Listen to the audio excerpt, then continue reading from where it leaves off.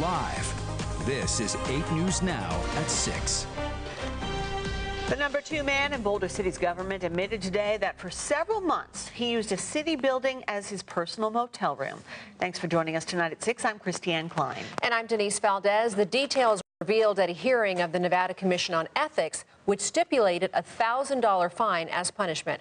The I-Team's George Knapp is here with more on that story tonight. George. You know, the Ethics Commission maybe should set up a satellite office out there in Boulder City, given the number of cases that emanate from that government. The latest Boulder City official to be nailed for ethical transgressions is Bryce Boldt, administrative officer, the #2 guy in city government out there. For at least 8 months, Mr. Boldt spent 3 nights per week sleeping in a building adjacent to City Hall. It stopped after residents grew suspicious. Sure, you have a duty to vote. Last January, just hours after the entire city council and other department heads in Boulder City underwent a state-ordered lesson in ethics laws, someone used a key card to access this building adjacent to City Hall. From one angle, it's a public restroom. On its opposite side, it's a storage facility for employee records. But to longtime Human Resources Director, now Administrative Officer Bryce Boldt, it was home. A complaint filed with the Ethics Commission led to a Wednesday agenda item about Boldt. Commissioners agreed to fine him $1,000 because he used public property for his personal benefit. The evidence shows Boldt entered the building after hours on Monday, Tuesday, and Wednesday nights from July 2016 through February of last year. The place was his personal flophouse. Boldt earns $167,000 per year in salary and benefits, but started using the building after he sold his Nevada home and moved to Scottsdale, Arizona. Residents began to suspect he was commuting to work, so they requested his key card records to prove it. Sure enough, the records show him arriving 30 to 90 minutes late for work on most Mondays, entering the building in the evenings. Then by Thursday, he was back in Arizona.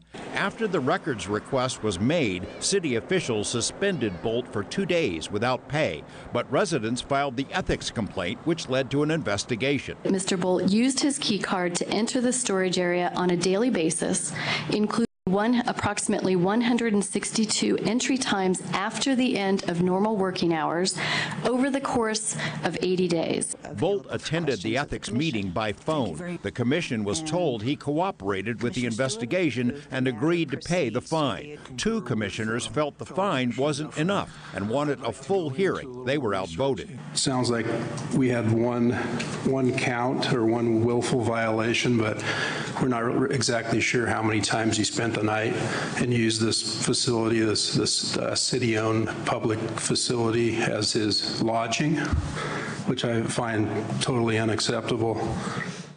Bryce Boldt still works full-time for Boulder City, and he still owns a home in another state. His ethics complaint comes on the heels of a string of legal and ethical issues involving Boulder City honchos, including 2 mayors, a council member, city attorney, police administrator, and chief animal control officer. The city manager resigned soon after this flophouse issue surfaced, and twice the top echelon of city government was ordered by the state to undergo ethics training. Christiane, I have a feeling this is not the last ethics complaint we're going to hear from Boulder City. I am sure of that, and I'm sure you'll keep us updated too. Thanks, George. Oh, former Metro police